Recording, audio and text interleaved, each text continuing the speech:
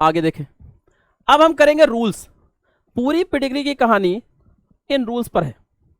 Rules को जानने से पहले एक चीज बस जान लीजिए कि पेडिग्री में आपसे पूछा क्या जाता है। सबसे ज्यादा आपसे पेडिग्री पे क्वेश्चन जो आते हैं वो ये आते हैं कि पेडिग्री का टाइप कैसा है। क्वेश्चन आता है टाइप ऑफ पेडिग्री,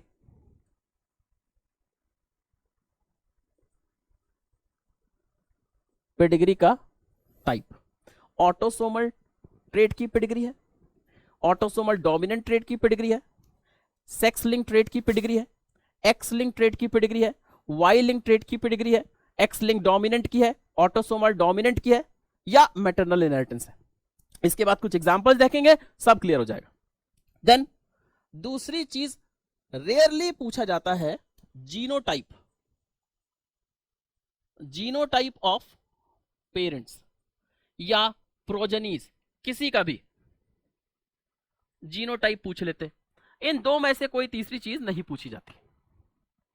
तो सबसे पहले पेडिग्री का टाइप देखें। अगर कोई पेडिग्री ऑटोसोमल ट्रेट की है तो मेल और फीमेल दोनों इंडिविजुअल्स में शो होगी। अगर कोई पेडिग्री ऑटोसोमल ट्रेट की है तो मेल और फीमेल दोनों इंडिविजुअल में इक्वल प्रोपोर्शन में आ सकता है, अगर कोई कैरेक्टर ऑटोसोमल है तो। अगर कोई कैरेक्टर एक्स लिंक्ड है, ठीक है ना, तो दो बातें हो सकती हैं। एक्स लिंक डोमिनेंट हो सकता है, एक्स लिंक रिसेसिव हो सकता है। साथ के साथ लिखते रहना। अगर एक्स लिंक डोमिनेंट ट्रेट है तो फीमेल्स में ज्यादा आने की प्रोबेबिलिटी है, और अगर एक्स लिंक रिसेसिव ट्रेट है तो मेल्स में ज्यादा आने की प्रोबेबिलिटी है। बात समझ में आ गई। अगर वाई लिंक ट्रेट है तो केवल मेल्स अफेक्टेड होंगे। क्या यहां पर केवल मेल्स अफेक्टेड है? नहीं, तो वाई लिंक तो है ही नहीं, पहली बात। अब एक्स लिंक्ड या ऑटोसोमल, क्योंकि एक जनरेशन में मेल और फीमेल दोनों अफेक्टेड हैं, मैक्सिमम पॉसिबिलिटी है कि ये ऑटोसोमल होगी। कैसी है? ऑटोसोमल। अब देखिए पहला लाइन देखते हैं, उसके हिसाब से इसको आगे प्रोसीड करते हैं। Both the affected individuals may be unaffected, both the parents of a affected individual may be unaffected, in this case both parents are heterozygous। बहुत ध्यान समझिएगा। ऑटोसोमल रेसेसिव ट्रेट की पेडिग्री है। कैसे ट्रेट की पेडिग्री? Autosomal recessive trait. और हमने पहले ही देख लिया कि रेसेसिव ट्रेट कब अपीयर होता है, जब वो स्मॉल ए की कंडीशन में हो। यानी कि ये होगा स्मॉल ए, ये होगा स्मॉल ए, यानी कि इन दोनों से स्मॉल ए हमें मिलना चाहिए, यानी दोनों पेरेंट्स में स्मॉल ए होगा।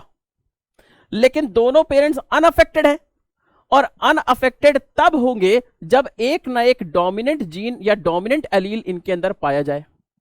क्योंकि ऑटोसोमल रेसेसिव ट्रेट की पेडिग्री हमेशा इस तरह के सिंबल वाला अफेक्टेड होगा, और जो अनअफेक्टेड होगा वो या तो ऑटोसोमल डोमिनेंट होगा या तो हेट्रोजाइगस। मतलब या तो होमोजाइगस डोमिनेंट है या हेट्रोजाइगस है। अगर दोनों पेरेंट्स अफेक्टेड नहीं हैं लेकिन बच्चे में ट्रेट आ रहा है, इसका मतलब है दोनों स्मॉल ए कंट्रीब्यूट कर रहे हैं, और स्मॉल ए रखते हुए भी अनअफेक्टेड है, मतलब दोनों हेट्रोजाइगस है। यहां देखें, यहां कह रहे हैं कि affected individual should have any one of the parent affected. क्यों? रीजन, क्योंकि अफेक्टेड इंडिविजुअल, इस केस में जो अफेक्टेड इंडिविजुअल है उसके पास एक कैपिटल एलील होना जरूरी है, और जो अनअफेक्टेड इंडिविजुअल है वो होता है होमोजाइगस रेसेसिव। यानी अगर ये अनअफेक्टेड है तो होमोजाइगस रेसेसिव है, लेकिन ये अफेक्टेड है यानी एक ना एक कैपिटल जीन इनके पास है। क्योंकि ये तो स्मॉल ए, यहां से तो स्मॉल ए आएगा ही आएगा, यहां से स्मॉल आएगा ना। अब बचा क्या? ये पेरेंट, जाहिर सी बात है एक कैपिटल ए इनके पास है। आप ये कह सकते हैं सर दोनों कैपिटल ए क्यों नहीं है? अगर दोनों कैपिटल ए होता तो सारे के सारे बच्चे ऐसे बनते और सारे बच्चे अफेक्टेड हो जाते। क्या सारे बच्चे अफेक्टेड हैं? बिल्कुल नहीं। एक कैपिटल ए है और एक स्मॉल ए है क्योंकि सारे बच्चे अफेक्टेड नहीं है, कुछ अनअफेक्टेड बच्चे भी हैं। बात क्लियर हुई? तो हम क्या कह रहे हैं यहां पर कि किसी भी अफेक्टेड इंडिविजुअल का दोनों में से एक ना एक पेरेंट जरूर अफेक्टेड होगा। और यहां पर क्या कह रहे हैं, अफेक्टेड इंडिविजुअल के दोनों पेरेंट्स अनअफेक्टेड हो सकते हैं, अफेक्टेड इंडिविजुअल के दोनों पेरेंट्स अनअफेक्टेड हो सकते हैं। बहुत इंपॉर्टेंट कॉन्सेप्ट है, इसी पर पेडिग्री हमारा 90% सॉल्व हो जाता है। बहुत सारे क्वेश्चन इसी कॉन्सेप्ट पे सॉल्व हो जाएंगे।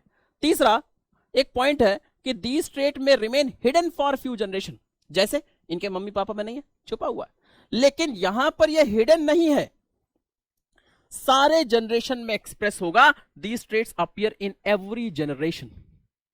Then if both parents are affected then all progenies would be affected. कैसे? ऑटोसोमल रिसेसिव है, ये अफेक्टेड होते हैं।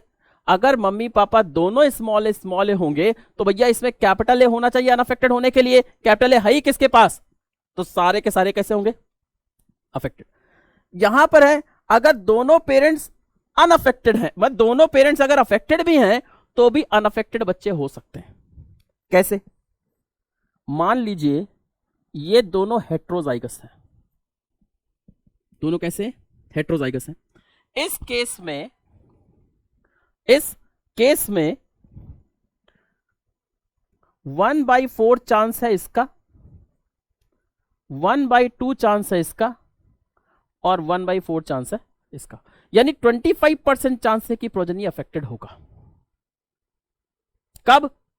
जब दोनों parents, both parents are affected, तो अनअफेक्टेड प्रोजेनी भी बन सकता है। लेकिन ऑटोसोमल रिसेसिव में अगर दोनों पेरेंट्स अफेक्टेड हैं तो अनअफेक्टेड प्रोजेनी नहीं बनेगा। ये एक स्लाइड है जो सबसे काम की है। क्वेश्चन करेंगे, सॉल्व होने लगेंगे। Which of the following symbol and representation used in human pedigree analysis is correct? Is correct. क्या बताया? ये अनअफेक्टेड मेल है, गलत। अनअफेक्टेड मेल कैसे रिप्रेजेंट होता है? ऐसे। ये क्या है? अनअफेक्टेड फीमेल, ये ऐसे रिप्रेजेंट होती हैं। ये क्या है? ये है सेक्स अनस्पेसिफाइड, है ना। जब कभी स्क्वायर को सीधा नहीं बल्कि ऐसे बनाएंगे घुमा के तो क्या हो गया? Sex unspecified. बचा क्या? Mating between relatives, consanguineous marriage. NEET 2010। Next, the following human pedigree filled symbols represent the affected individual, identify the type. मैंने क्या बोला? Type of pedigree, 2015। आसान, सबसे आसान question. Affected individuals, unaffected parents, affected individual, unaffected parent, जैसे ही मिले autosomal recessive.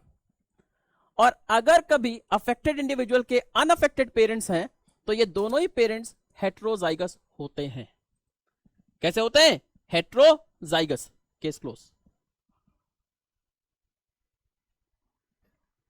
तीसरा 2009 का क्वेश्चन है, गिवन पेडिग्री चार्ट। अरे क्वेश्चन वैसे ही सॉल्व हो गया। अफेक्टेड इंडिविजुअल, अनअफेक्टेड पेरेंट्स, यानी क्या होना चाहिए? ऑटोसोमल डोमिनेंट या रिसेसिव? Autosomal recessive. अब ऑटोसोमल रिसेसिव होना चाहिए। आप यहां देखो लिखा है सेक्स लिंक्ड, यानी ये क्या हो गया? गलत। फिर क्या लिखा है? सेक्स लिंक्ड, यानी क्या हो गया? गलत। क्या लिखा है? रॉन्ग। रॉन्ग क्यों भाई? साथ साथ ऑटोसोमल रिसेसिव दिख रहा है, गलत। This condition is autosomal recessive. और फिनाइल कीटोन्यूरिया इंट्रोडक्शन में बता दिया। तो अब तक हमने देखा एनसीईआरटी बेस्ड कुछ टिपिकल एग्जांपल्स जो कि नीट में प्रीवियसली आ चुके हैं। अब हम देखने जा रहे हैं कि कुछ प्रैक्टिस क्वेश्चंस कर लेते हैं तो प्रॉब्लम्स इजीली सॉल्व होने लगेंगी। Given below the pedigree of N autosomal dominant disorder, एक ऑटोसोमल डोमिनेंट डिसऑर्डर है।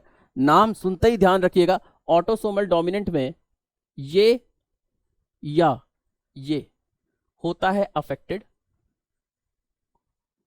और ये जब कभी भी हो स्मॉल ए तो होते हैं ये अनअफेक्टेड। ऑटोसोमल ऐसे रिप्रेजेंट करते हैं। तो ये पेडिग्री किसकी? ऑटोसोमल डोमिनेंट की है। डिजीज का नाम याद रखते हैं, मायोटोनिक डिस्ट्रॉफी। सो मायोटोनिक डिस्ट्रॉफी जो डिजीज है ये ऑटोसोमल डोमिनेंट डिजीज है। अब यहां पर देखिए, the pedigree genotype of all affected children will be. Affected children का जीनोटाइप पूछा है।